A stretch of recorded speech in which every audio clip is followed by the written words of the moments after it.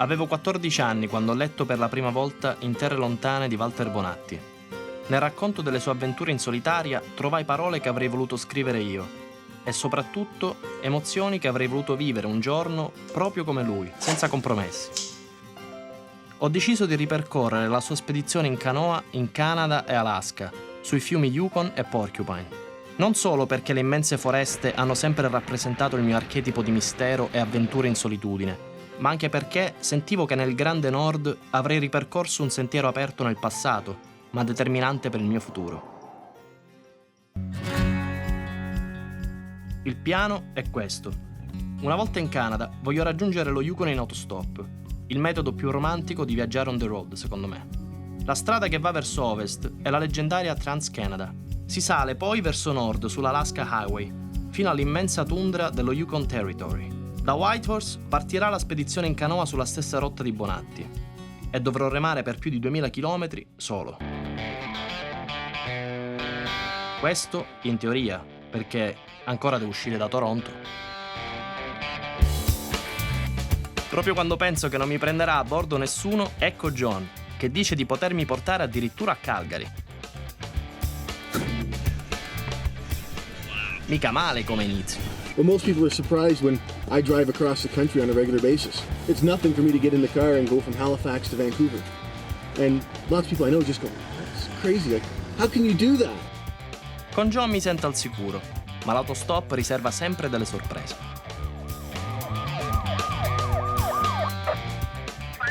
Mica l'hanno arrestato. Mica l'hanno arrestato. Okay. It's good to go in that regard.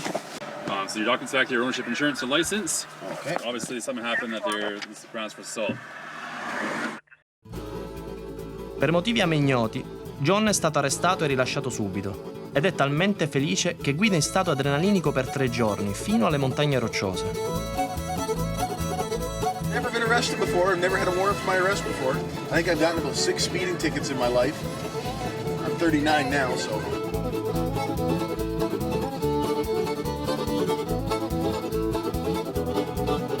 Thank you so much. Thank you, buddy. Have a good one. Mentre cerco un passaggio e una strada più trafficata, inizia a nevicare. Ma per fortuna, dopo 20 minuti, mi prende a bordo un pescatore vietnamita. Chains in the sky? Have chains? No. No chains? Oh shit. Per fortuna si fa per dire. Yeah, chain. You know, you put in the wheel, you break the ice. With this wheels, you're not gonna make it.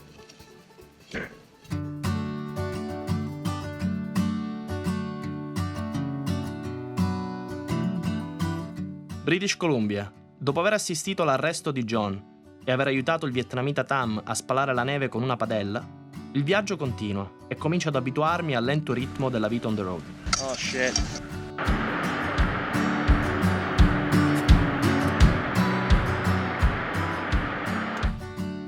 Se avessi fortuna con i passaggi, potrei arrivare a Whitehorse in 3 giorni, ma il traffico qua è scarso e devo passare spesso la notte a bordo strada.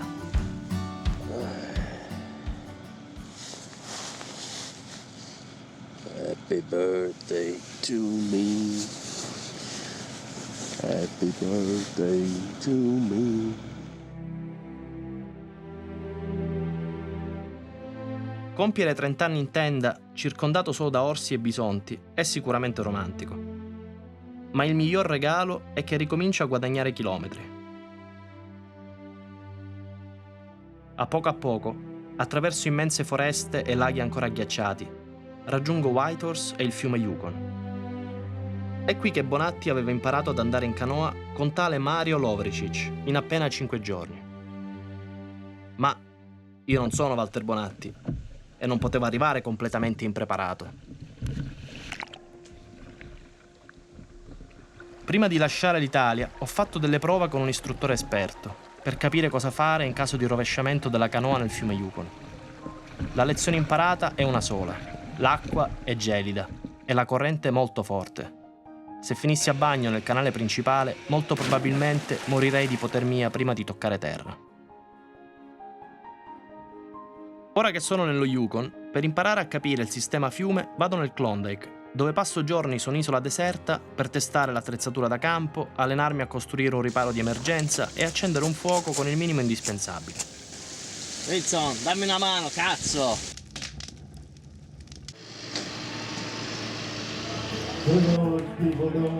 Ma prima di partire per una spedizione da queste parti, ritengo necessario farmi assorbire dall'ambiente circostante, ascoltare le storie dei cercatori d'oro al bar e fare giri in canoa improvvisati con amici conosciuti sulle sponde. E in questo percorso di approfondimento dei costumi locali può risultare formativo persino fare un giro in macchina nella valle di Bonanza.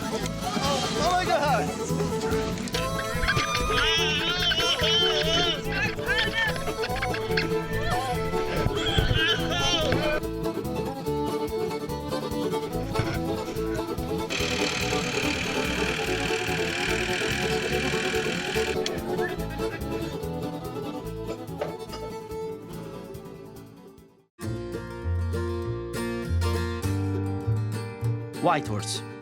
È passato più di un mese dall'inizio della mia avventura e nonostante manchino pochi giorni alla partenza sul fiume, ci sono ancora innumerevoli cose da fare e imprevisti da fronteggiare. La cosa più grave è che non ho ancora trovato la canoa perfetta, ma dopo molti tentativi vedo un annuncio su internet che può essere interessante. This guy says, I have a 17 feet NOAA craft prospector in decent shape for $750. Decent shape means that it's not creepy and it's not full of holes, but probably it's worthy. Have a look and see. Darle un'occhiata valeva davvero la pena. Sebbene usata e non proprio leggerissima, la mia canoa è un gioiello. Non potrò testarla in acqua se non alla partenza, ma posso già apportarle delle modifiche per renderla più confortevole.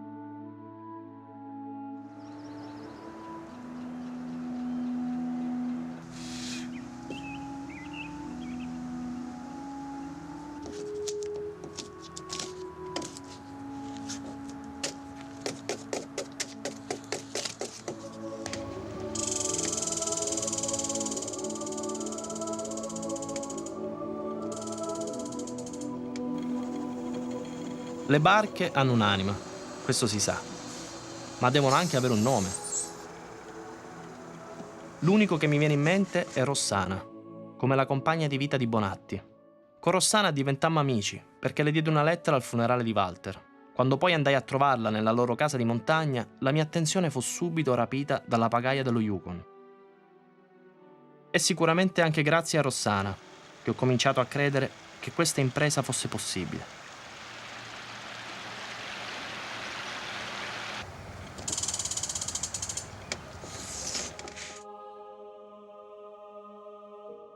Passo quasi 2 ore a caricare l'equipaggiamento, i viveri, l'attrezzatura da campo e gli indumenti. Guardo e riguardo questo piccolo canale secondario per cercare la via d'acqua che porta al flusso principale.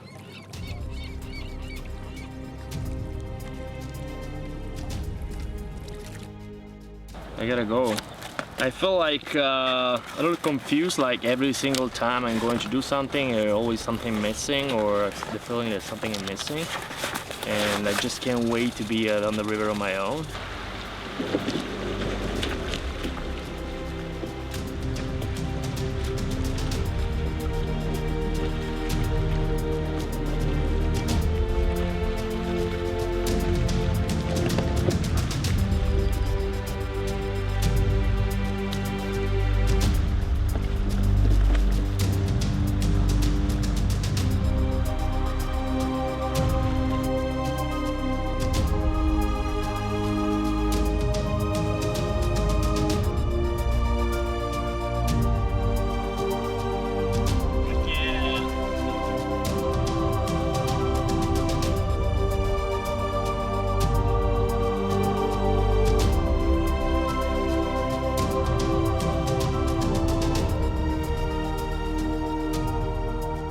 Here's the Yukon, Rossana. How do you feel? Good.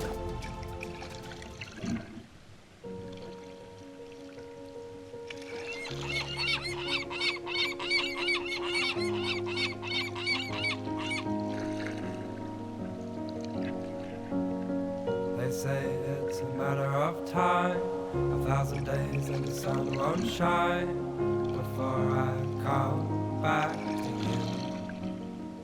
La sera della partenza, finalmente da solo sul fiume, è forse il momento più bello della mia vita. Come primo giorno, lo Yukon mi mostra il lato migliore del suo carattere.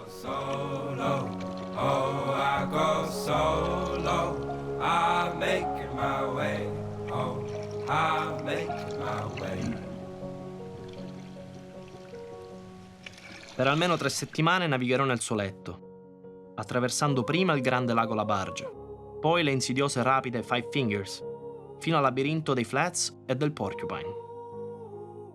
Ma in questo momento sembra tutto facile.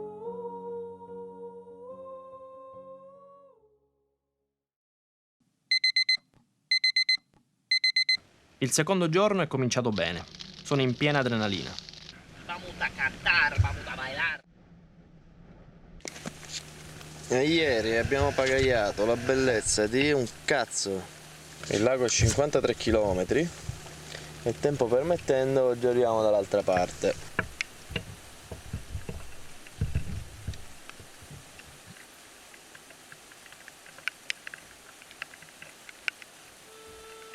Anche se ieri non ho potuto fare tanta strada, sono ottimista. Ma basta qualche ora di remata sul lago per avere la misura delle distanze e della fatica che servirà per colmarle.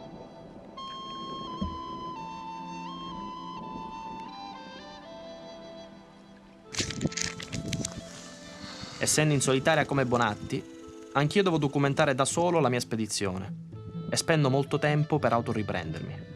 Devo scegliere il punto, posizionare la telecamera, rimettermi in canoa, girare la scena e tornare a prendere l'attrezzatura.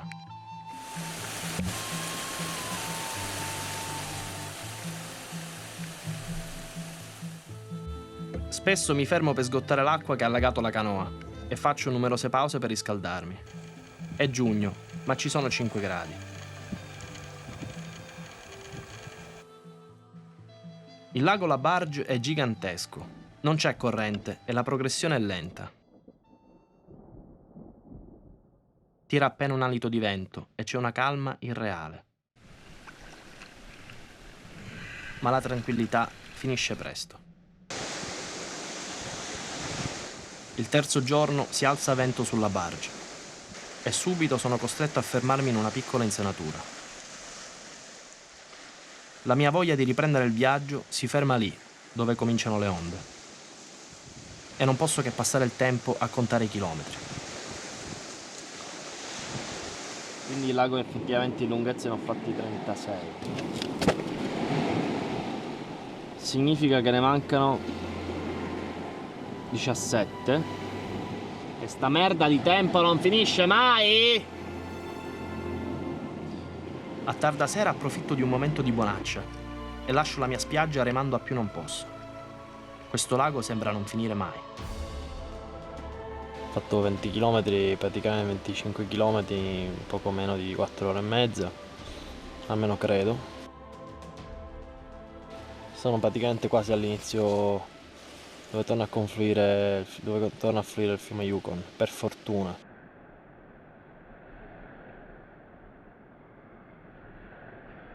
Questi primi 2 giorni di pause forzate e corse frenetiche per guadagnare chilometri mi hanno reso molto nervoso. D'altronde, l'impatto del sogno con la realtà è sempre un passaggio obbligatorio.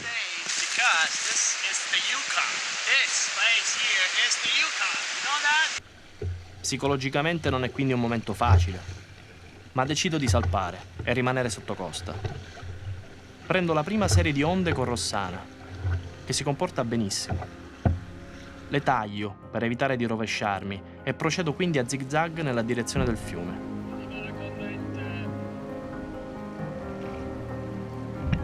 Non vedo l'ora di tornare a scivolare sulla sua corrente.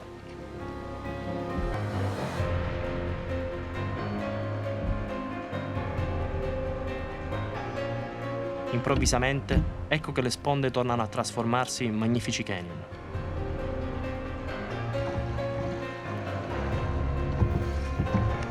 Felice di aver passato la prima prova del viaggio, papagaio senza sosta per tutta la notte.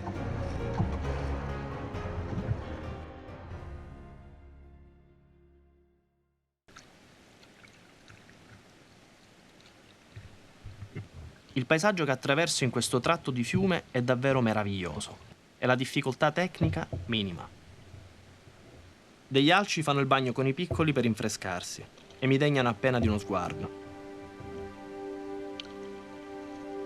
Per chilometri osservo l'effetto di vecchi incendi che hanno distrutto migliaia di ettari di foresta e a giudicare anche dalle spettacolari sponde non mi sorprende che sia il tratto del fiume più fotografato e visitato.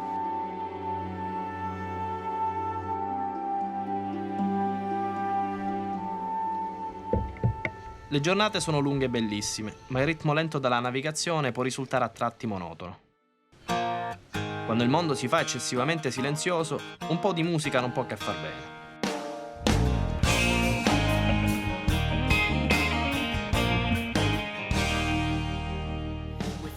La corrente è più veloce dopo l'immissione del fiume Teslin nello Yukon. E le mie prime giornate nel wilderness canadese sono un continuo test di tecnica di pagaiata, dell'uso di bussole e mappe.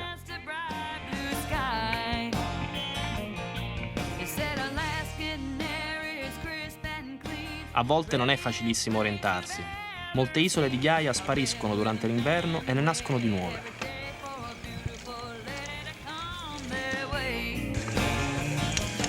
Sarà mica oro? Figa, sembra proprio oro. Viaggio praticamente da solo, ma poco prima di Carmax incontro i primi gruppi di turisti. Ai tempi di Bonatti questo era un evento raro. Oggi può capitare di prendere un caffè in compagnia durante una pausa, scambiare delle storie divertenti con qualcuno che vive sul fiume o apprendere da una guida preziose informazioni sui punti critici dei prossimi chilometri.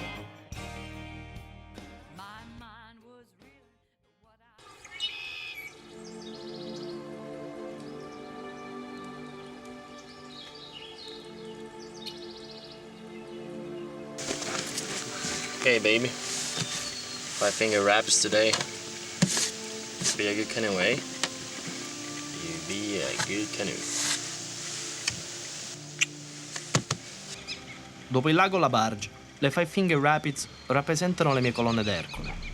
Sono la mia ossessione già da prima di partire dall'Italia.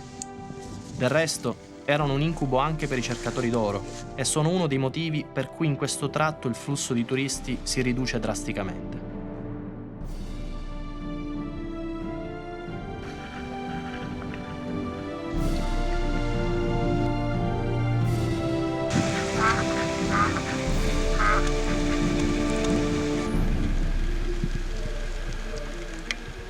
Le rapide sono a 35 km a nord di Carmex. Mi accosto immediatamente, prima che inizi la turbolenza, e mi metto a cercare il misterioso sentiero che descrive Bonatti nel suo libro.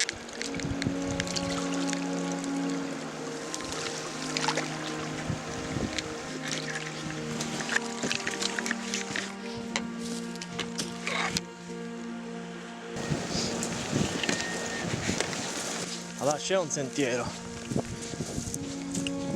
Io non ho mai affrontato delle rapide, ma ho studiato bene tutti i passaggi sulle mappe e conto su un'osservazione diretta delle correnti dal costone di roccia che le sovrasta, proprio come fece Walter.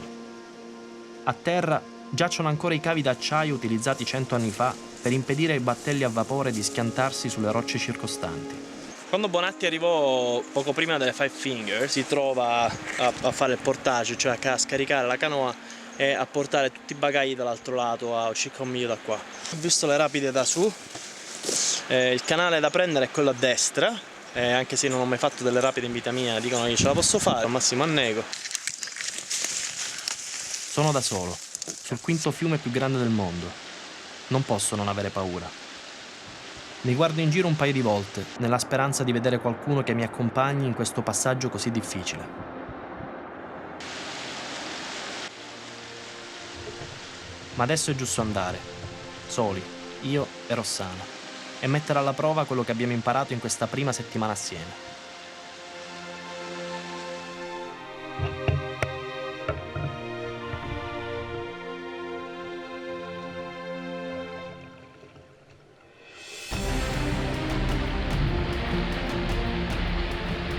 La corrente si fa presto più veloce e attraverso i primi faraglioni di roccia.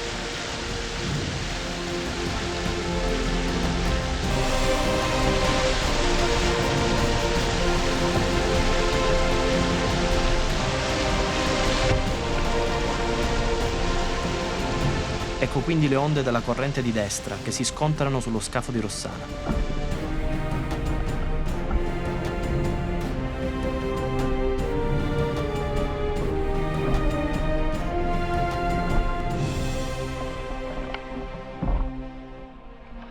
Poi il panico.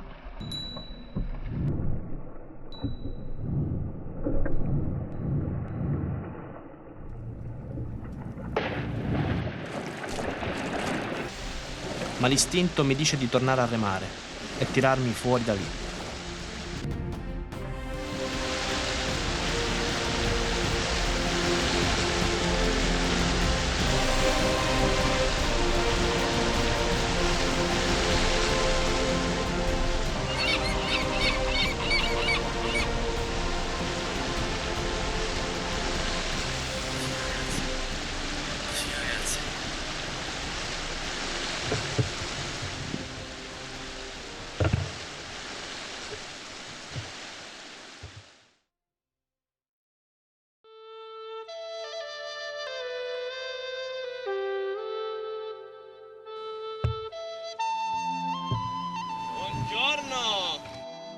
Diciamo che le Five Fingers sono state abbastanza un'esperienza intensa.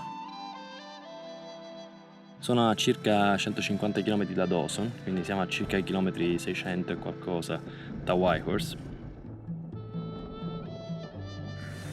Questa è quella che chiamo proprio un'esperienza di prima mano, nel senso che sei sul fiume e cerchi di capire giorno per giorno come funziona la canoa, senza farsi rovesciare o semplicemente senza farsi portare a spasso dal vento.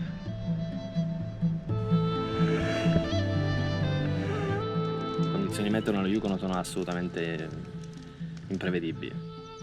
L'estate di ora sembra che sia abbastanza piovosa e ventosa, probabilmente perché l'inverno non è stato molto rigido.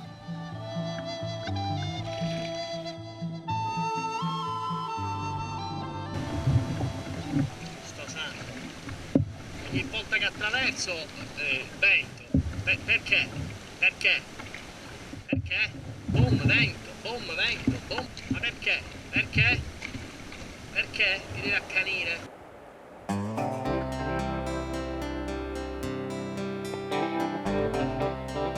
Eccomi a Dawson City. Mi sembra di aver sempre abitato qui negli ultimi anni, ma credo sia dovuto all'ospitalità e l'affetto che mi hanno dimostrato i suoi abitanti, alcuni dei quali non hanno esitato ad accogliermi in casa conoscendomi appena. Il turismo in città è oggi fiorente e le attrazioni che offre il Klondike non sono più gli spettacoli improvvisati di una volta. L'attività di estrazione dell'oro ha ormai raggiunto ritmi frenetici e la tecnologia impiegata è tra le più moderne del settore. Ma c'è molto di più da scoprire in questa comunità. Ho incontrato Palma Berger, una simpatica signora di origini australiane che vive qui dal 1965. And in those days in the summertime, they hired us locals to give tours of the historic buildings, and I was given the job of being a tourist guide on the Kino. And Walter Bernardi came by one day, having just come off the river. He was unassuming, he wasn't pushing himself, he wasn't pompous, but he quickly got interested in whatever was happening around or whatever we were talking about. His English wasn't that great, but everything about him threw himself into a conversation and he could draw everything out of us. I think of him with the background of the SS Kino, and I don't know if I ever had taken a photo or someone took a photo for me, I don't know. E una sua foto di quel giorno c'è. Gliela scattò proprio Bonatti e l'ho regalata a Palma prima di partire.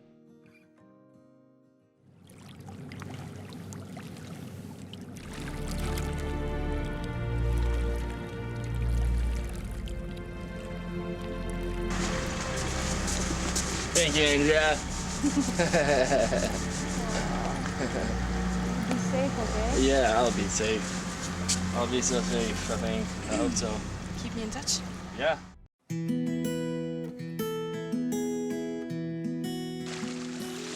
Salutando Dawson e i suoi abitanti, prima di riprendere il fiume, mi prende la malinconia.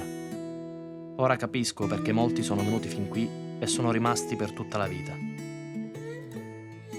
Addio Dawson City.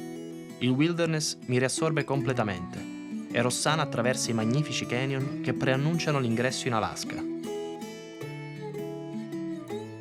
La corrente qua vola ed è senza dubbio uno dei tratti più spettacolari dello Yukon, persino quando piove. In serata faccio tappa a 40 Mile, un villaggio che durante la febbre dell'oro contava circa 10.000 abitanti.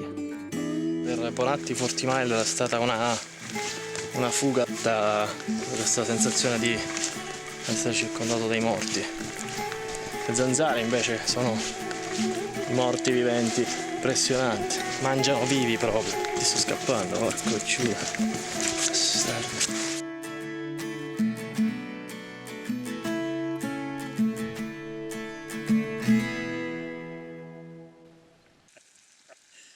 La mattina a risveglio trovo sulla mia stessa isola 2 canadesi che preparano la colazione. Sono Bill e Rob e vogliono raggiungere il delta dello Yukon in canoa. Yeah, but what's the alternative? È bello trovare della buona compagnia ogni tanto, ma poi riprendiamo a navigare ognuno per conto proprio. Quando c'è il sole e una leggera brezza, la vita sul fiume è davvero meravigliosa. L'Alaska è vicina e io e Rossana non vediamo l'ora di passare il confine. Ma dove ti ho portato? Ma dove ti ho portato, Rossana? Ma guarda qua. Tra poco festeggiamo 1000 chilometri. Qualcosa non va, ragazzi. Se non c'è vento da nord, che cazzo di Yukon è? Nuvole sempre intorno, ragazzi. Il meteo nello Yukon non esiste. È come l'oroscopo. Cioè, ci devi credere perché sia veri. Bye bye Canada. La minuscola cittadina di Eagle è a qualche chilometro dal confine tra Canada e Stati Uniti e appena sbarcati bisogna subito registrarsi alla dogana. Per telefono. Good morning. This is Igor Dean. I'm Italian. I'm crossing the border because I want to go to Fort Yukon on a canoe. What's your race? My weight? R-A-C-E, race. Race. I would say white. White, yeah. What weight in kilograms? Now will be around 80 kilograms. What is your eye color? Blue. Questa conversazione surreale introduce un mondo altrettanto surreale. Entrare in Alaska con questo tempo è molto suggestivo.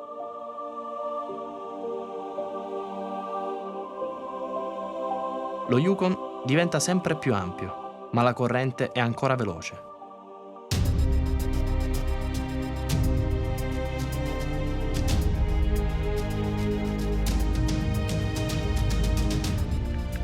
Non passa giorno che non piova o non tiri vento, ma mi godo le ultime montagne. Non manca molto agli Yukon Flats.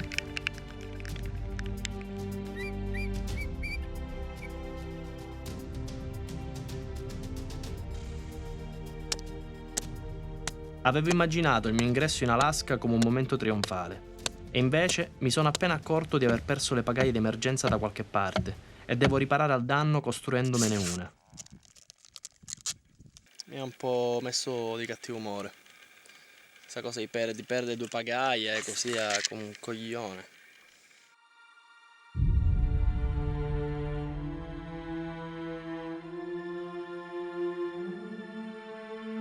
Siamo a circa 100 km da Circle. Più avanti ritrovo i canadesi. E poiché ho delle mappe migliori delle loro, ci uniamo e procediamo insieme in una zona in cui il fiume comincia a diramarsi in decine di canali.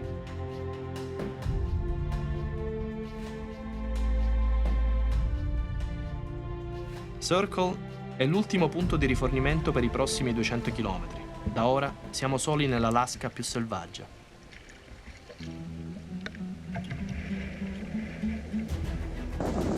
Il vento comincia a soffiare da nord quasi immediatamente.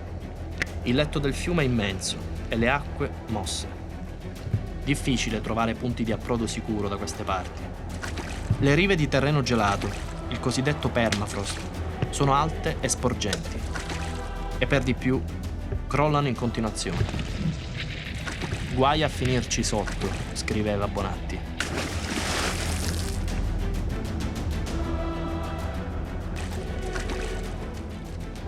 Il vento aumenta ancora di intensità, la corrente è velocissima. Rossana si mette di traverso e non riesco a rimetterlo in direzione.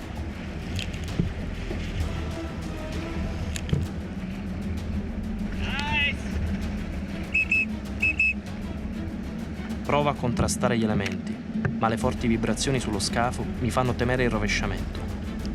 Se cadessi in acqua adesso, non avrei scampo.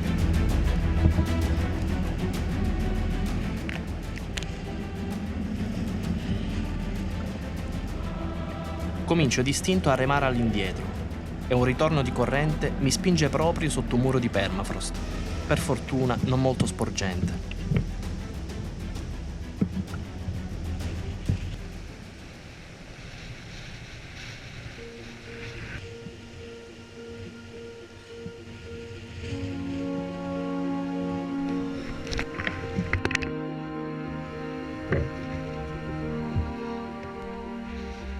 In che situazione mi sono cacciato? Sono uscito dal gorgo, ma adesso sono bloccato. Da un lato so che non posso tornare nella corrente, ma dall'altro non posso restare qua per sempre.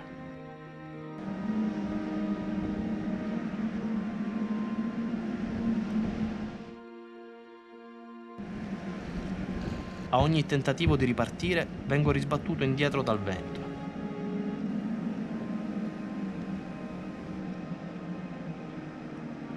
Remare in avanti è inutile, però prima mi sono salvato andando all'indietro e tento allora la stessa soluzione.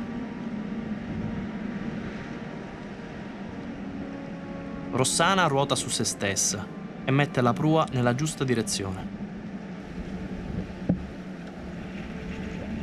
Le raffiche sono però ancora troppo forti e la spingono verso la riva, facendomi strisciare spesso contro rami spezzati. Devo evitare a tutti i costi di finire sotto gli alberi che sporgono come lance dalle rive e di passare lontano da quelli ammassati sulle secche. Mi trovo spesso a ruotare come una trottola nei gorghi e so che sto perdendo del tempo prezioso per raggiungere i miei compagni di navigazione. Avverto spesso dei colpi sotto la canoa. L'acqua è piena di grossi rami sommersi.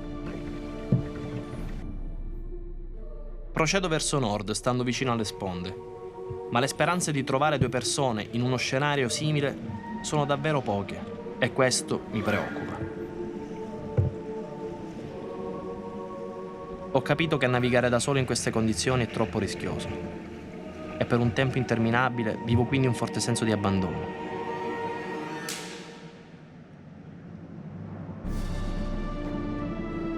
Ma scoraggiarmi non serve a niente. E infatti, dopo mezz'ora, li ritrovo.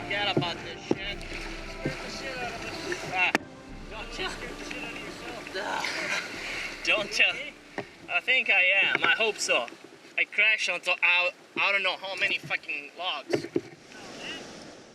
I tell you, we were sure worried about losing you.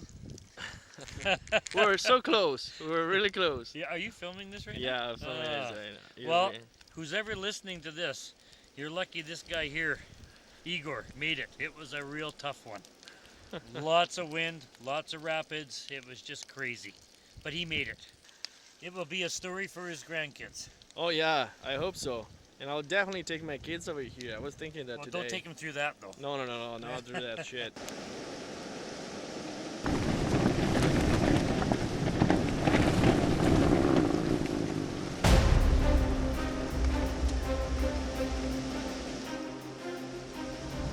Il vento ha continuato a urlare per tutta la notte e non sono affatto convinto di riprendere la navigazione. Ready? Yep, right. Keep right. Dobbiamo cercare di guadagnare chilometri e trovare Fort Yukon. Per farlo è necessario tornare nel canale principale, anche se è quello con maggiore turbolenza. e non sembra affatto facile. Appena aumenta l'esposizione alle raffiche, aumentano i problemi. Non riesco a tenere dritta Rossana, che sembra pesare 1 tonnellata. I suoi 5 metri di scafo fanno troppa resistenza al vento. Sebbene mi spezzi le braccia a remare, non guadagno un solo metro. Bill e Rob sembrano essere stati risucchiati dal canale principale.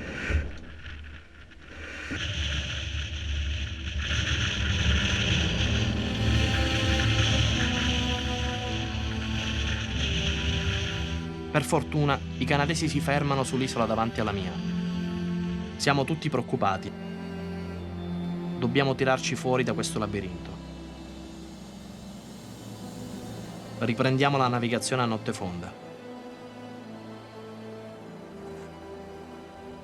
Ma le condizioni del fiume peggiorano nuovamente.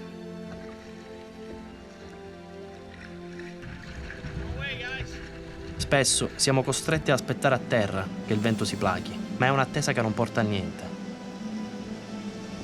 Aguzziamo allora l'ingegno e leghiamo le barche per formare una sorta di catamarano che ci permetta di attraversare il canale principale.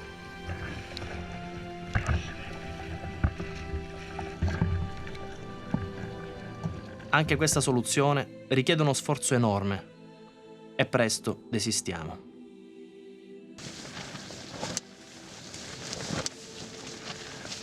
Con flats sopra il circo polare artico. Il vento non smette da quasi 4 giorni da quando abbiamo lasciato Sheep Circle.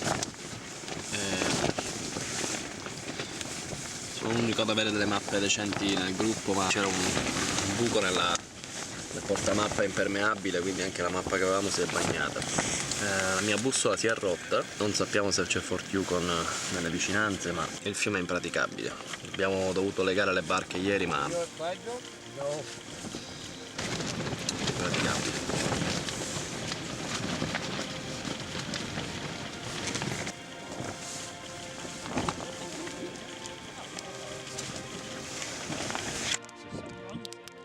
Facciamo di nuovo il punto sulla mappa, prima di rimetterci in navigazione quasi alla cieca. Se passassimo inavvertitamente Fort Yukon, avremmo di fronte altri 500 km di questo stesso scenario. Poi, finalmente, scorgiamo delle case. Yeah, guys, that's Fort Yukon. Igor, my friend. We did it, buddy. Good job, guys.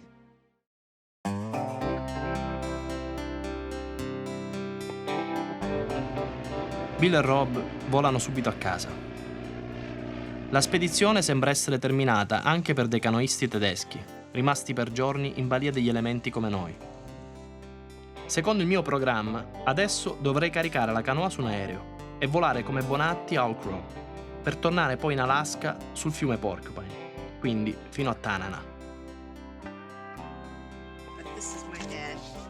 Il padre di Selma, il signor Fairchild, è stato tra i primi piloti di Fort Yukon a fornire questo servizio, ma sembra che le cose siano cambiate. It's harder. You have to go to Fairbanks to go to Old Crow. Before, you could just fly right out of here. Nel 65 Selma era una bambina e non lo ricorda, ma fu proprio suo padre a portare Bonatti a Old Crow. Clift Fairchild però è scomparso anni fa e poiché non ci sono collegamenti via terra, l'unica soluzione è trovare un motoscafo. Contratto con un nativo di nome Snook per ottenere un passaggio sul suo cabin boat, ma di caricare Rossana a bordo non ne vuole sapere. È stracarico. Il meteo dà inoltre tempo pessimo per altre 2 settimane. Questo si traduce in una cosa sola: abbandonare Rossana a Fort Yukon.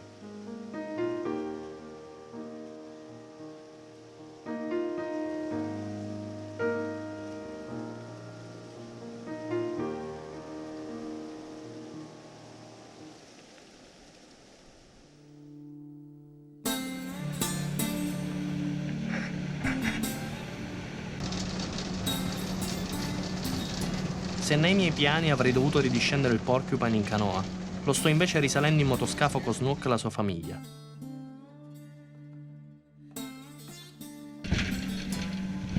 Lo scafista va a manetta, non curandosi delle onde. Sai che ridere se dopo tanti sforzi mi vado ad ammazzare adesso? Il Porcupine è proprio come lo descrive Bonatti: selvaggio, tortuoso e ricco di canyon.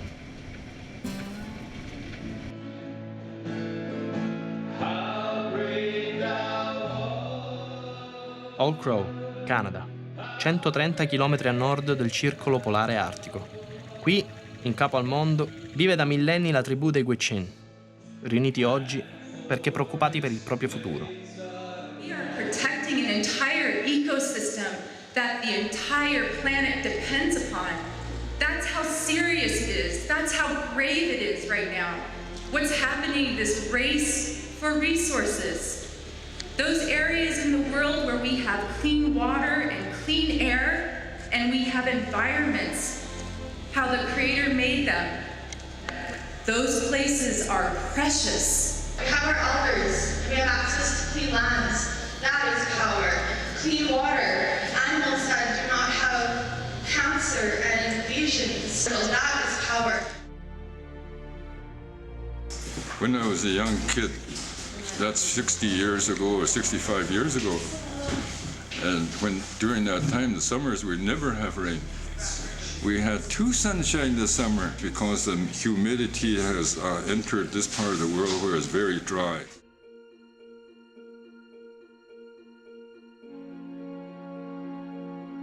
Al rientro da Old Crow realizzo che non c'è più tempo per continuare fino a Tanana. Ma questa era l'ultima orma importante del viaggio che stavo ritracciando, e mentre rientro a Fairbanks tiro le prime somme di questa esperienza.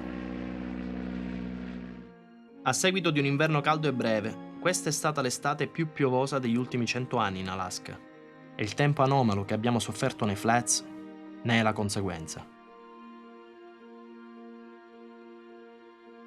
Non sono riuscito a coprire tutti i chilometri che mi ero prefissato, ma ho potuto vivere intensamente i luoghi di cui avevo letto da bambino. Spesso ho dovuto combattere con la paura, quella cattiva, che ti fa temere eventi che forse non si verificheranno mai, ma il rispetto del fiume e della mia stessa vita mi ha aiutato ad affrontare le difficoltà in modo responsabile. Caro Walter, credo che anche io rimarrò sempre legato allo Yukon, segnato dalla malinconia viscerale che colpisce chi se ne separa e incantato dal richiamo che attira a sé chi ne ascolta le storie. Questo è lo Yukon Blues.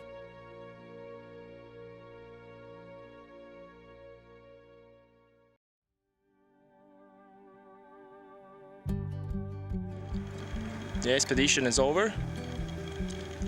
It's not the best spot to hitchhike, but the sun is shining, the weather is great, and I'm on my way back. Is there anything better in the world?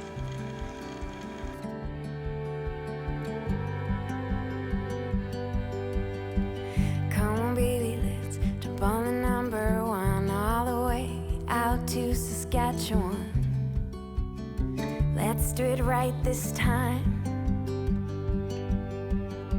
Like wildflowers grow in the cobblestone, reach up and never let go. I don't have more waiting in me, wanna live every moment like I'm free.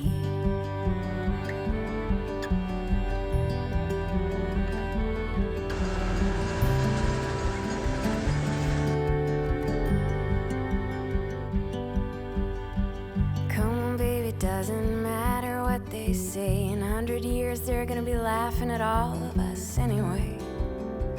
Laughing at us anyway.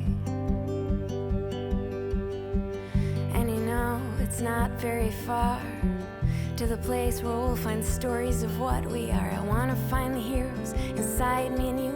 Let them stand on the plain, let the wind blow through. It's a storm. What's going on? It's a storm. We gotta keep being strong, it's a storm. We can't stand our ground. It's a storm. What's going on?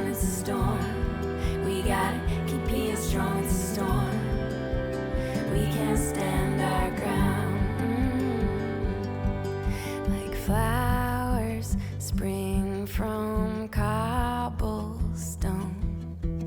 Reach up, never let go. Like flowers spring from cobblestone. Reach up, never let go.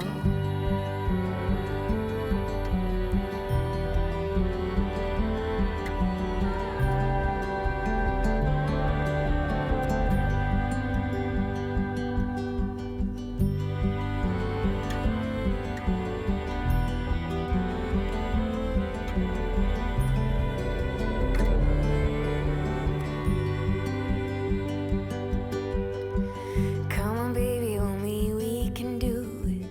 Let me show you that sometimes I believe. Sometimes I believe. Come on, baby, let's jump on the number one all the way out to Saskatchewan. Let's dream all our dreams. Dare them to come true. I wanna dream all my dreams with you. It's a storm. What's going on? It's a storm. We gotta